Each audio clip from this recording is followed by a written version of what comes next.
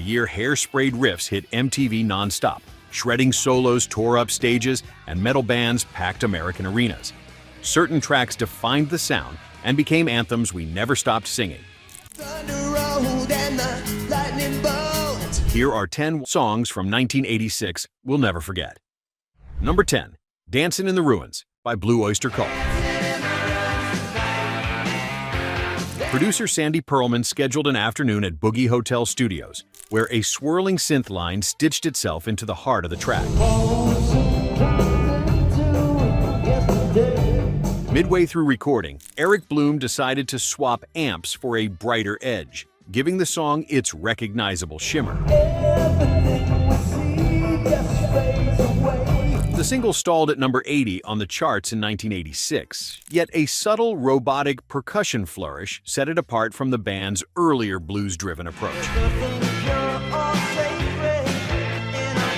This marked the last time the group would crack the top 100 that decade, punctuating their transformation from classic riff heaviness to a pop sheen experiment.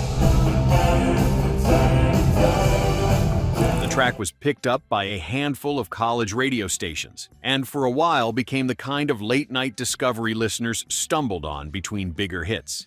Later on, vinyl collectors would champion this cut as an emblem of how the band never stood still, even when radio trends left them behind. Number 9, Dance by Ratt.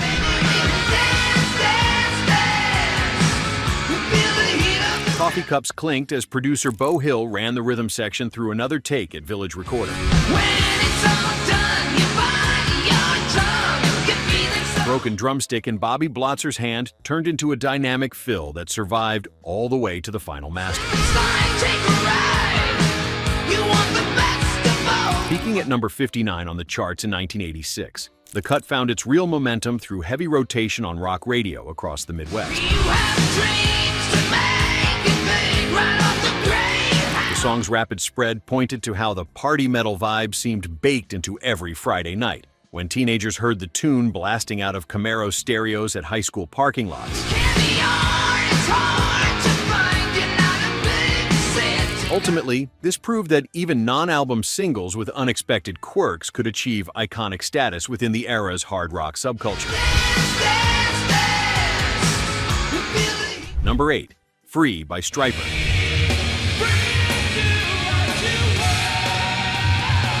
A wave of Christian rock swept the mainstream in the mid-1980s, opening doors for unlikely bands.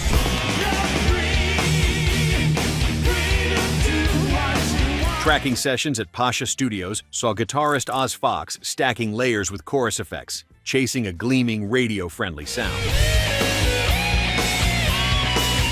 The record surged to number 78 on the charts that year, but found a dedicated following beyond usual metal circles. Quick, punchy drum fills and stacked harmonies gave it a unique edge. Producer Stephen Galfus encouraged crisp backing vocals, setting this release apart from its peers. Decades later, the track found renewed life among modern rock fans exploring faith-driven genres, proving that crossover appeal doesn't always fade in a few years.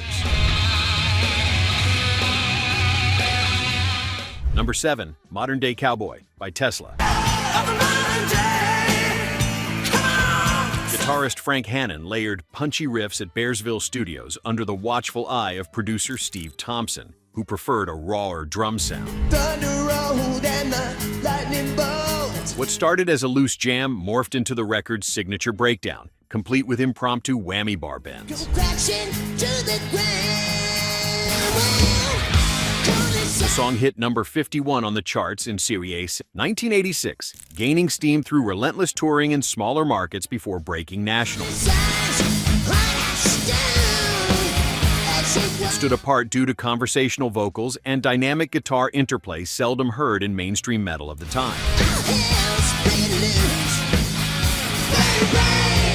This marked the first time the group cracked the top 60, and years later, guitar shops still echo with riffs that aspiring players try to master.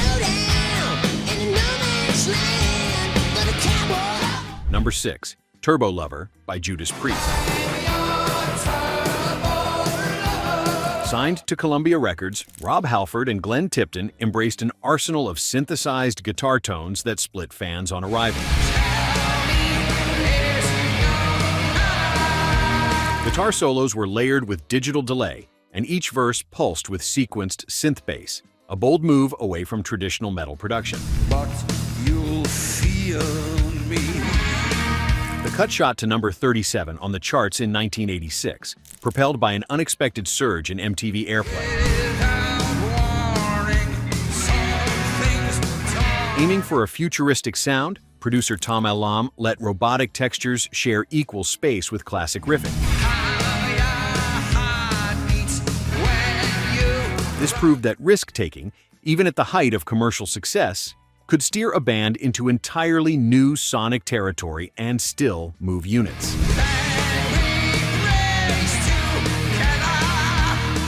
Let's take a quick pause before we continue. Which one of these songs brought a memory flooding back? A favorite track, a forgotten moment, or a riff you suddenly remembered note for note? And speaking of memories, where are you watching from? We've got people tuning in from New York, Chicago, Dallas, Phoenix, and tiny hometowns in between, all reliving these songs together. And tell us, what's your personal pick for the most overlooked hit of 1986? Number 5, Nobody's Fool by Cinderella. Guitarist Tom Keifer arrived at Power Station Studios that spring with a raspy vocal idea in mind. This power ballad was tracked in a single evening, aided by Jeff LaBar experimenting with slow bends for a bluesy feel.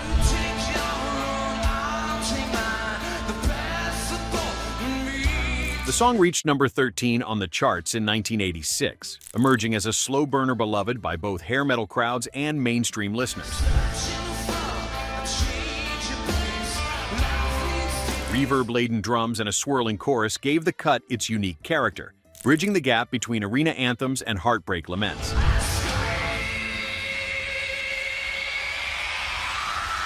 The track quickly became a staple at prom dances and after-hours parties, standing as the group's highest-charting single of the decade. Number 4, Yankee Rose by David Lee Roth. Producer Ted Templeman paced the control room while Steve Vai ran through another blitz of whammy-infused guitar pyrotechnics. The recording's opening conversation between guitar and vocals felt off the cuff, but each part was rehearsed for hours to nail the interplay. Hitting number 16 on the charts in 1986, the song's raucous humor and bold hooks immediately captured attention as MTV loops brought colorful, over-the-top visuals into living rooms nationwide. This marked the first major hit for Roth as a solo artist, showing that the blend of schlock and virtuosity could thrive after departing from a legendary rock lineup. Number 3, Wasted Years by Iron Maiden. Bass legend Steve Harris wrote the main riff at Compass Point Studios, while Adrian Smith refined the soaring intro with a custom-built guitar. The track lifted off with an urgent, galloping rhythm that, paired with Nico McBrain's crisp drumming, distinguished it from other metal releases.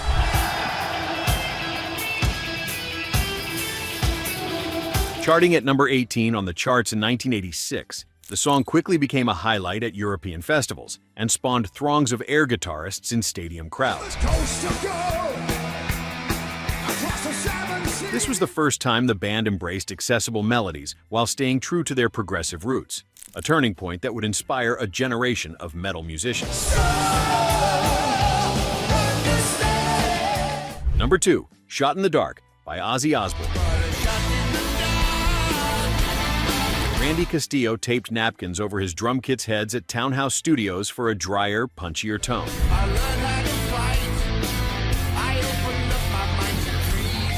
Guitarist Jake E. Lee dialed in an echo-heavy intro, a choice that lent the record instant radio appeal. This single reached number 68 on the charts in 1986, boosted by heavy touring and late-night MTV appearances.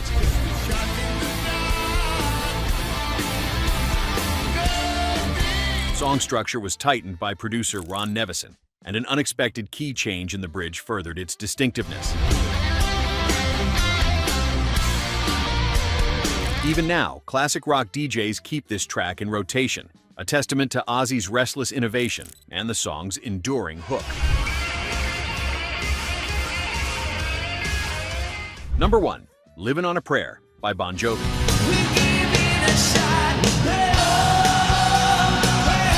Songwriter Desmond Child joined John Bon Jovi and Richie Sambora at Little Mountain Sound Studios, steering a talkbox experiment that ultimately locked in the record's identity.